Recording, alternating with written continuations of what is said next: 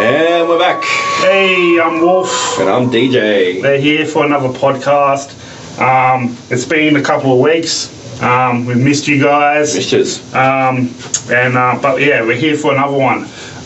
We're going to try something a little bit different this week. Mm-hmm. We're talking about, I think we decided on NDIS stuff. NDIS. And Wolf, maybe tell our listeners, especially if they're not Australian, what is the NDIS? NDIS. So NDIS stands for National Disability Insurance Scheme. That's and it. It's basically like the umbrella that takes care of the differently abled of the communities here in Australia. Though the NDIS is a relatively new thing. I mean, it's been around for, roughly around 10 years, I think. Okay. And well, I've myself have been part of like a participant of the NDIS for like at least 8 years. Right. Yeah, pretty much since it's before its inception. Yeah. Okay. And like the reason I wanted to talk to, I think that we wanted to talk about it today is because. I think we can provide some insights both as like a participant of the NDIS, but also as someone who has experience working for the NDIS. Yes. As well as the fact that, we're both pretty qualified in the caring industry. I would say so. And I guess you could say we're well-seasoned veterans of this. Definitely. Because another interesting thing about the NDIS is that it's constantly evolving and changing. It's constant, and which is kind of a good thing. I've seen like situations where it works really well, but also I've seen situations where it kind of doesn't, and it's more exploitative, and people, they come into this industry for the wrong reasons sometimes, and sometimes, we just wanted to give like a very sort of nuanced, an insider perspective. Yeah, insider perspective of the ins and outs, because I know there's a lot of, I think a lot of people aren't sure about the NDIS. I mean, locally within Australia, I've definitely seen that uncertainty, especially amongst, not to typecast, but amongst older folks, quite not understanding the usefulness or the need for the NDIS. Wolf being a participant of the NDIS, myself, I work for an NDIS provider. So I guess, we're quite in, and Wolf has done, without going into too much personal detail, he's done quite a lot of study just around caring in general. We have kind of an insider perspective. I just thought it would be good, Wolf thought it would be good to just kind of chat openly about it. Yeah, because, I also would like to also just endorse a book that I read that's sort of like touches on things that are relevant to what we're going to be talking about. Like Beyond Good Intentions by Tori Hogan. Hogan. Very, very. Disclosure, I haven't read it yet, but I'm looking forward to it. Yeah, it's a very it's a book about a young woman that worked for AID, a lot of like AID organizations, so going into like developed nations and working for charity, I suppose. Yep. But while she was there, her story is just noticing people that sort of weren't really getting a whole lot of help, and some organizations were sort of doing more worse than good, getting rather exploitative, and I guess the TLDR is just I'm sure a lot of people are aware by now. There's a lot of charities out there that are quite they're more about keeping themselves afloat, like just operating as a business rather than just keeping administration going, keeping the lights on, rather than actually helping anyone. They forget why they, what they set out to do in the first place. They use that kind of blanket term of non-profit, but I think it's quite misleading. A lot of people don't understand exactly what non-profit means. So in a non-profit, they very regularly. I'm not going to name, companies, but you can look it up. There's some very well-known ones, especially a cancer one that's coming to the forefront of my mind. They class salaries as an operating cost. So a CEO of a non-profit can still be making hundreds of thousands of dollars, up to millions of dollars, because they count it as an operating cost for the business. So it's still technically not for profit. They're profiting quite a lot, but it falls under that guideline of, but we're not taking extra money in to grow the company. We're not holding any excess. It's all going to either our charity outlay or to our expenditure. Yeah, but the expenditure is your salary, which is $250,000 a year. Yeah. Ridiculous. Yeah. So I think it's a great point. Does Tori talk about any of that? Well, like in the book, it basically talks about her journey through developing nations, like after she left aid. Like she just wanted to go back there. Okay, yep. And like revisit the places that she visited and see what. And I suppose like really highlighting the principle of teach a man to fish. Yes. But yeah, it's so like what. And the reason why this is relevant to like the NDIS and disability or caring work is because like at least this is what I've been told from managers of support services that are under the NDIS is that technically they can be seen as a charity as well. Okay. So, but a lot of the time, what Tori noticed and what I've noticed as well is that once an organisation gets to a certain size, then it gets too big. That's why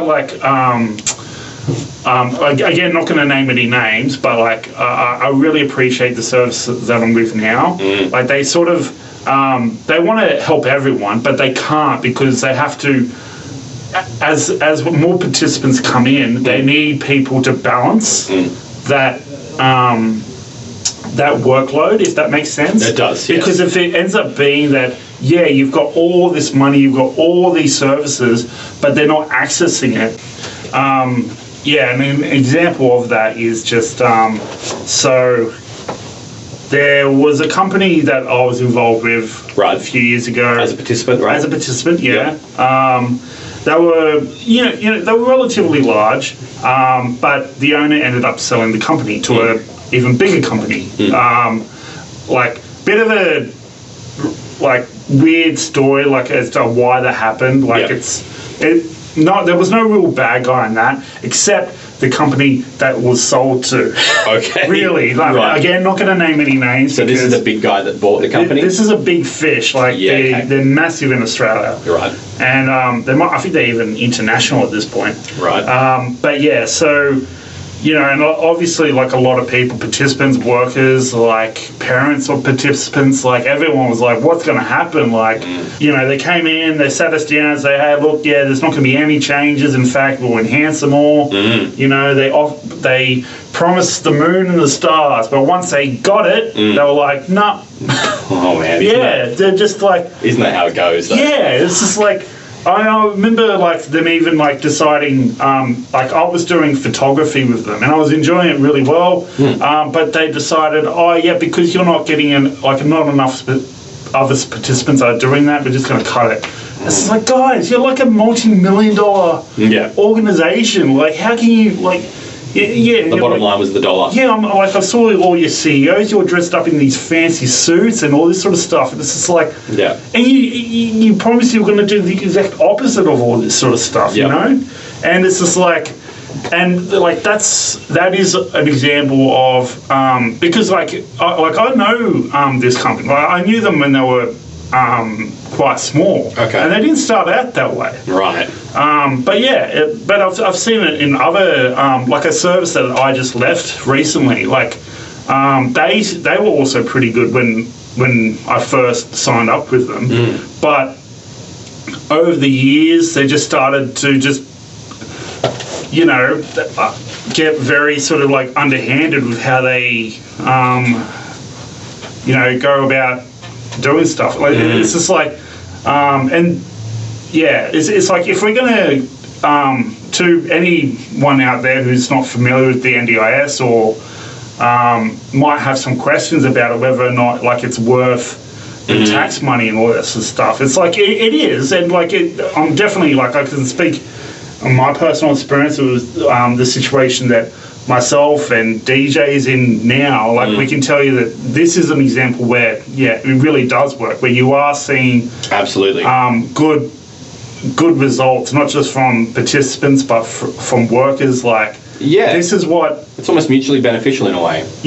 Like it's a positive experience. Like just like I'm doing getting ahead with my studies. Like I have a lot of I do have employment opportunities, but I'm just studying more just to enhance that a little bit, but more because I guess what I want to be is like some sort of like advocate for people with disability or people who might need it. You're a great advocate, right? Yeah, but it's just and just as a participant, I do see a lot of people that sort of like go into it for the wrong reasons. So they, and also like I think it's worthwhile just talking about what it means to have a disability. Like some people absolutely come into this industry and they sort of, when they think of someone with a disability, they think someone in a wheelchair or someone with who might have I don't know, Down syndrome or some sort of physical impairment where you can go, that they're guy disabled. They need help. Whereas for some other people, it's a little bit more nuanced than that. It's just anyway. I think that's where I could speak on that a little bit. So it's coming from someone who I'd never had experience in disability whatsoever until I started working in disability. As a support worker, I was a chef for that. That was my main trade. I've been doing that since my late teens, right up until my 30s. And I kind of, I have a chronic illness that sort of developed later in life, which made it pretty much impossible to run my own restaurants effectively anymore. So just before COVID, I kind of got out of doing that, which was, a blessing in disguise after the whole thing that happened to pretty much most restaurants during COVID. But I did come into working as a support worker with a preconceived notion that turned out to be completely wrong. I'm not ashamed to admit that, because I've grown so much as a person. I think this is my 5th year as a support worker now. And in fact, it's nearly 5 years since I met you at, your music course. Yeah. So I've developed a lot of relationships and I've supported a lot of people. But what I can say that has definitely changed is my outlook on supporting someone with a disability. Now, I've supported people with physical disabilities and I've supported people with neurological disabilities. I've supported people with acquired brain injuries.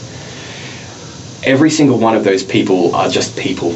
They're human beings and they want the same things that you would say a non-disabled person would want, But society has this preconceived notion that you have to coddle and you have to,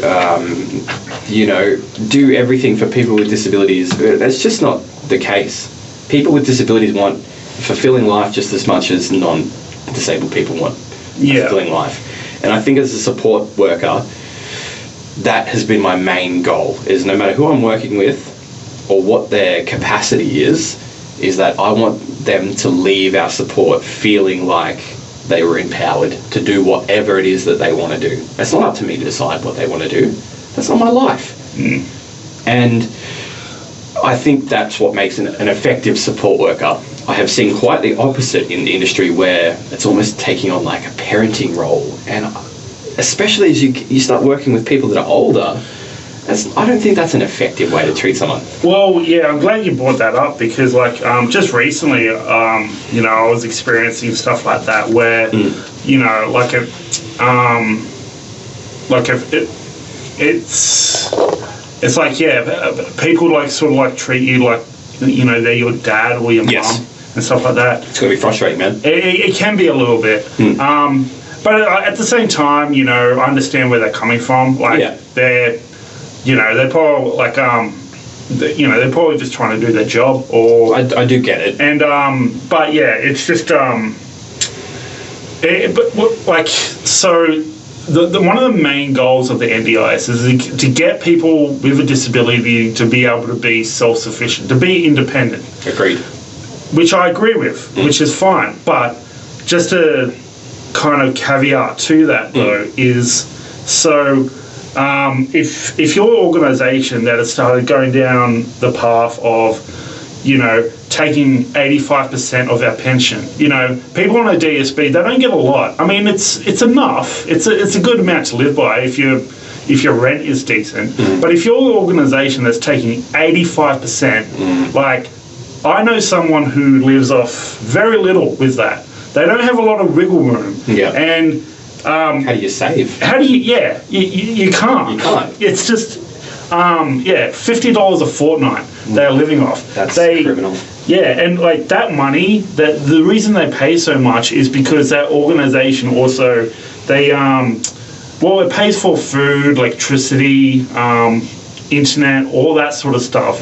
But so when they say food, they mean they give you vouchers to go that can only be used at Coles. I mean, it can be used at Liquorland as well, but they're not going to take kindly if you go there for like your sustenance or whatever. But it's like, if you're going to do all this underhanded stuff, like asking for that much money from participants when you're already getting paid buckets from the NDIS and taxpayers. Yeah, and donations. Then you don't get to then turn around and complain about how that's what's stifling independence, you know what I mean? I totally agree with that. It's like, and telling you where you can shop with that $50 voucher they give you. It's pretty underhanded as well. Yeah, I'm pretty sus on that. And that organisation that I was with, I take medication for antidepressants, right? Yeah. And like the manager of that organisation decided this person has to go a night without medication because we didn't get the doctor to sign a certain script to... I remember you telling me about this. Yeah, and it's just like... Which is messed up. It's like, okay, fine. I feel like it's got to be illegal almost. Yeah, like that.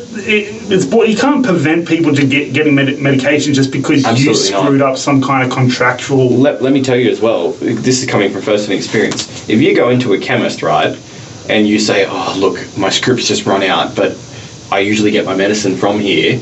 My script's run out tonight, I just need something to get me through the night, I'll be back with a script tomorrow," the pharmacist will give you that medication if you pay for it. So it's not any sort of, legal grey area. It's just, you're right, that is an underhanded tactic right there. Yeah. You should never have to go without medication. Well, yeah, it was just, and the only reason that was the case is because I had recently changed my medication to something, to something that it wasn't before, and for some, no one told me that it shouldn't matter. Well, it shouldn't matter. It's not on me if they forget or something like that. That's right. And you can't just prevent people from taking their medication. But the company that I work for now, if you were to forget a dose of medication for a client, or you gave them the wrong amount, or if you even gave it to them and you didn't document it, that's a written warning. Well, it's interesting you say that because another thing that I didn't like about the previous place that I was with was the fact that they would keep out here's another story. Go. I love stories from this company. Okay, so it was supported living, and the housemate that I was living with at the time was a very I don't like using the word disabled, but but he did need a little bit more. Yeah, he didn't have the same capacity as you. Yeah, which is fine. Lovely dude. But so we get home one day, and for some reason there was no support worker. Okay. Which was a bit alarming because my housemate, he needs 24-hour support. I see. And Which, just to be clear, you don't need 24-hour support. No. Yeah. Well, depending on who you ask. But yeah, but I noticed, it was getting kind of late, and my housemate was getting quite anxious. So I went into the office. I used their work phone to ring, the head office back wherever it was. I think it was in Cardiff or something, and just let them know, hey, and they said, oh yeah, we screwed up, like we didn't roster someone on. So really, okay. Yeah, and so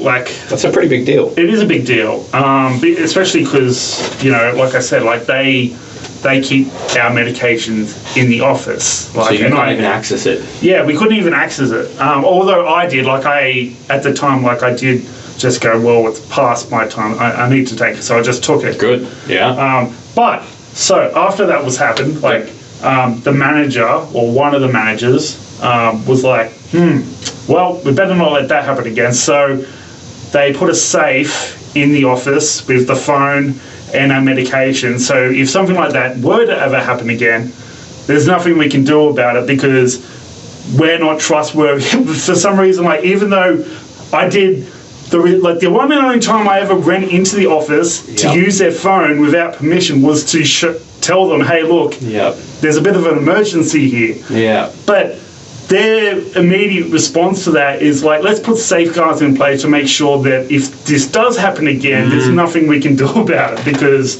that is absolutely messed up. It is messed up. It's just this is the same company that gets really hard up at us, going, oh, you're not doing enough to go out there and get a job, or you're not studying hard enough, and all this sort of stuff. It's well, you can't have it both ways. You can't treat us as if, and also if I happen to be visiting another house that happens to be in the same company, right? They ring us, oh, we can't have that there, oh, they can't, be in.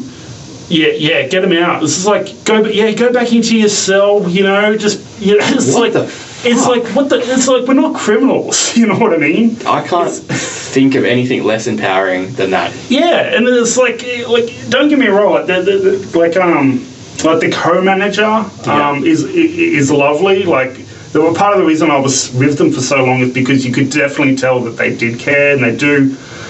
They do get it, but they just keep getting kneecapped by this idiot who just sees it as this is a business, and they're sitting behind a desk and looking at numbers and policies. Yeah.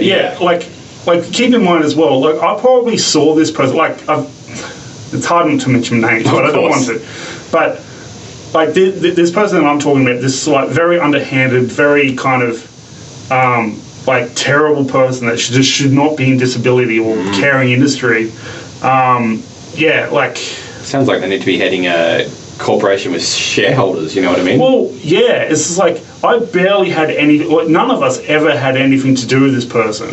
But she looked, they look down their noses at us and just treat us as if we're just, it's just... Yeah, I'm really sorry to hear that, man. Well, I just wanted to talk about stuff like that because it's just, that's the sort of stuff that I feel the NDIS need to start, for example, my argument is this, it's sure, independence is good and stuff like that, and I'm glad that I'm in a place that I can pursue independence myself, and and I am fairly independent. You are, brother. Where I stand now, which is good, but also throughout my whole life, I've had stuff like this happen where people are trying to have it both ways, where we can't be so disabled where we can't even take our own medication, our own fruition or whatever. Yeah. But also expect us to just be already out there, Yeah. Oh, I've got a job. I'm out. Yeah, I've got all this shit sorted. Oh, by the way, I'm gonna get the $50 worth of groceries you'll allow me to get from the place you'll allow me to get them from. Yeah, which is why anyone out there who's oh, this is a waste of taxpayers' money and all this sort of stuff. It's well, no. It's just as far as I'm concerned, me and like a lot of other people that are in this situation, if we choose to live this life that we've been living, after all this underhanded stuff that we've had to put up with, then I don't care what anybody says. Like, this is my right to live this way. Like, I've earned Absolutely. this. It's like, if people like say, I always do callbacks to people like Clive Palmer and stuff like that. Like, if Clive Palmer is entitled enough to turn around and decide to, I'm just going to sue the Australian public for $45 billion just because I have an ego-driven tiff with China. Yeah. I mean, Clive Palmer might sue us for this, but I mean, what's he going to do? Clive Palmer, you can sue me directly. My address is 123 Suck My Balls Street. But it's just like, I don't know.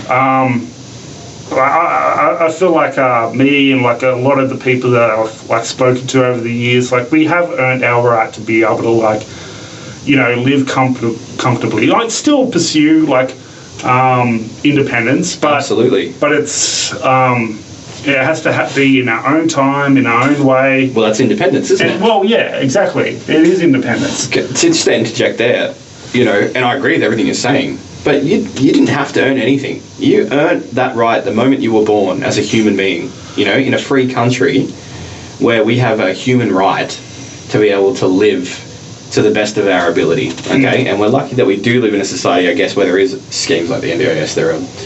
There's a lot worse out there, honestly. Yeah. Even in Australia, there's still bad things happening. But as far as I'm concerned, it's a fundamental human right to be able to be given the bare minimum assistance that you need to live a fulfilling life, no matter your capacity, okay?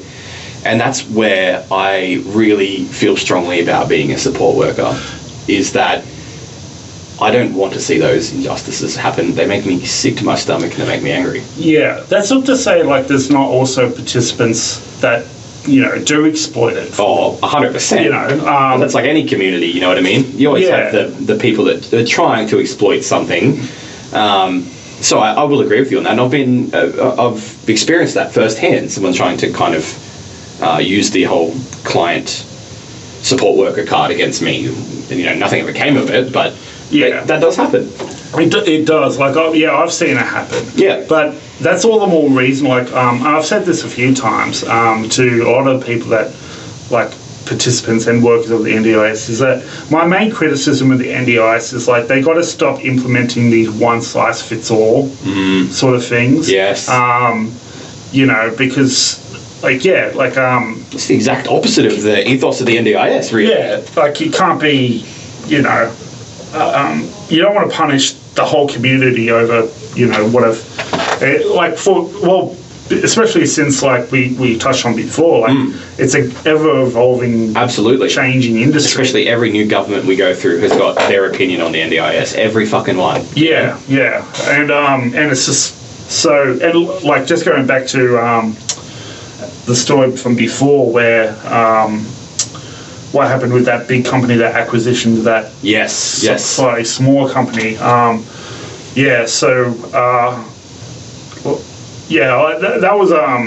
was a bit like rough for a lot of people. But so what ended up happening, like after that? So they bought the smaller company, the big one. Then they proceeded to run it with their new rules. Yeah, and I think it basically, it just. Well, the company that got bought, like, they ceased to exist. But I think a lot of people that work there sort of like split off. And the service that I'm with now, like a lot of people that are here, like, were from that company. Okay. So they didn't follow that big company over. They went and did their own thing. Yeah, I'm not sure. I'm not sure if this is why they did that. Like, this is why this place exists. But that's what I mean. It's just like someone just went, okay, I'll take all the good things that were working and just leave what wasn't. And just, and that's what I mean about evolving and changing. Like, the service that I'm with now, I mean, I'm just guessing here as someone who's a participant of what I've observed, but, like, this is really, it feels very much tailored for people that on ASD or ADHD. Absolutely. It's not really, it's people with intellectual. Yeah, the neurodivergence. Neurodivergence. I like that word. Yeah, I think it's a nice term that doesn't have those negative connotations that society has put on, things like disability or things like that. Even though I don't think that should be a bad word, society has just made it somewhat like that way. So neurodivergence, it just means that, okay, yeah, there might be a different way of thinking than the majority of the population, in quotation marks.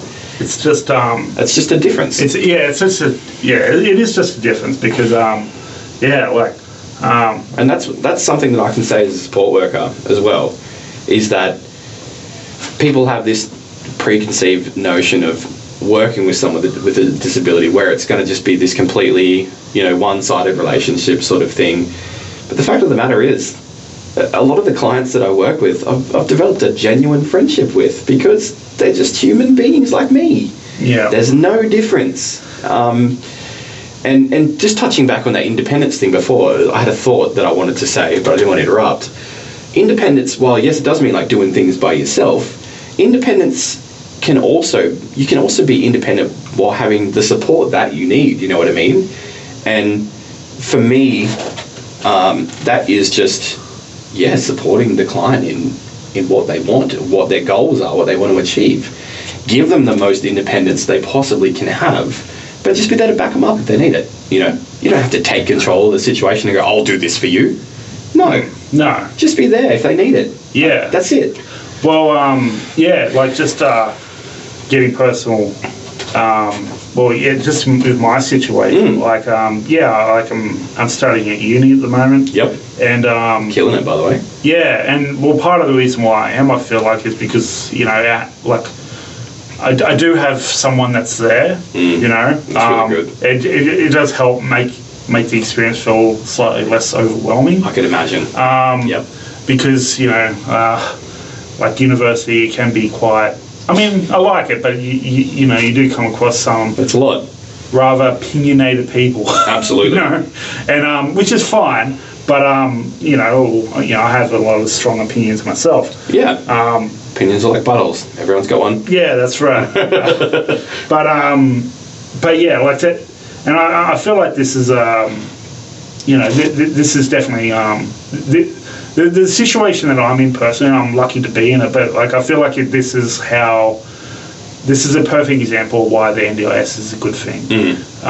Because it feels like my main criticism again is maybe do away with the one size fits all stuff. Yeah. But the good thing about it is the fact that a lot of people are in positions to go, well, I can see where the service is not really working in this area. I'm going to go over here and start my own. Yep, absolutely. I mean? It's like the internet. It's like religion as well. The different sects of... The different sects of religion, 100%. Yeah, exactly. It's just like we kind of fundamentally agree on the same thing, but we differ on how to get there. So I'm going to go and do my own thing. Yeah, and, I feel like... Well, I'm glad you brought up religion because, a lot of the time when... people have disagreements when it comes to this sort of stuff. More often than not, they're basically just saying the same thing. Yeah, they're just coming at it from a different, perspective, sort of thing. It's just like, one sect of Christianity would be like Jesus turned water into wine. Another would be like, no, he turned it into bourbon or something. Yeah, pretty much. Well, yeah, and Jesus was a party animal. Yeah, apparently. And also I actually have a theory that the second coming of Jesus has already started, but he's come back as Keanu Reeves, and I actually haven't heard anything that makes more sense than that. Yeah, I mean, or either Keanu Reeves or Moist Critical. Maybe both. You know how there's the Father, Son, Holy Spirit? So, you've got Father, who is Keanu, you've got the Son, who is Moist Critical. Holy Spirit would be Lord of the Rings 2. Yeah. Well, I just feel like, well, the reason like I would like to consider Moist Critical Yeah. as, you know, the second coming of Jesus, because I just like the feeling of the thought of Jesus being a gamer. That's pretty funny. You know? Yeah. Like, Just a total nerd. And if I wanted to save the world, like, that's what I'd be. Yeah, same. I don't know. You know what's really funny? Just a side note to that. My dad's nearly 60. He messaged me the other day and he's like, have you heard of a guy called Penguin Zero? And I was like, what the fuck, Dad? He's like, yeah, I think he's awesome. I've been watching his videos. I was like, that's Moist Critical, one of the most famous YouTubers.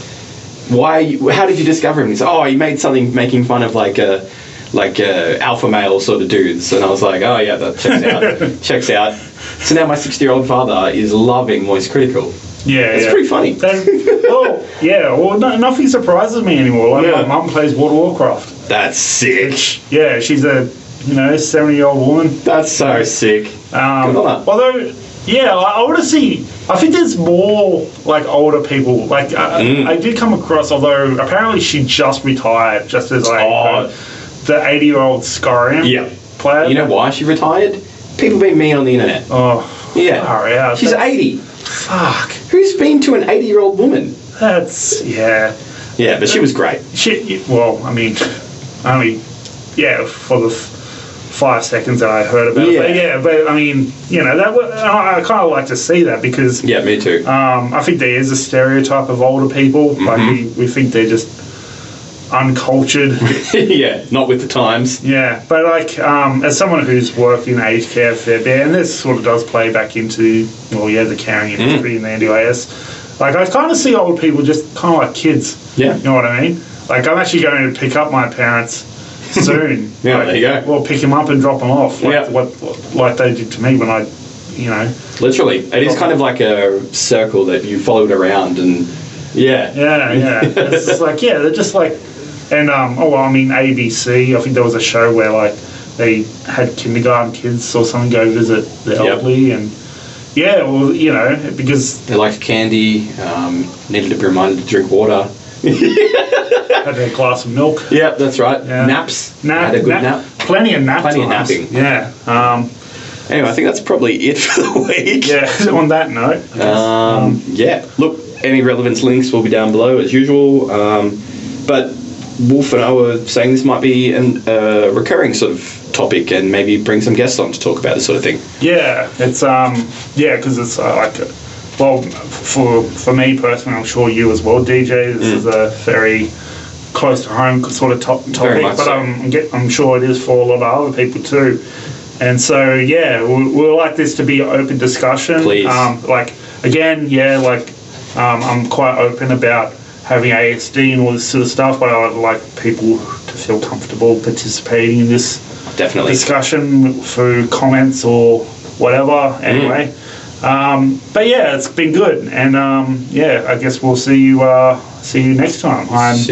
My name's Wolf. I'm DJ, and catch you later. Yes, see you next time. Woo!